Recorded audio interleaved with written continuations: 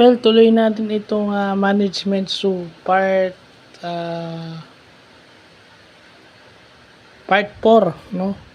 Ito yung tinatawag na BIFER.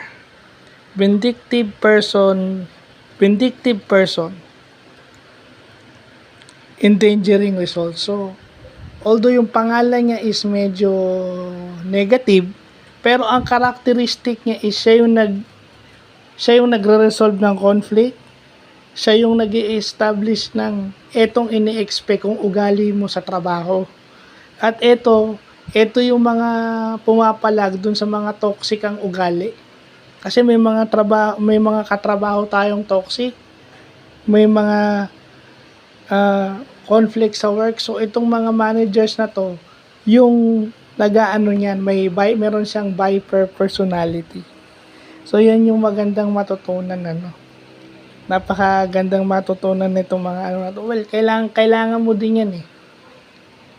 Kailangan mo rin yan. Kasi sa lahat naman ng bagay kailangan i-manage mo, kahit yung mag-handle ng tao o yung sarili mo. So, yun lang po.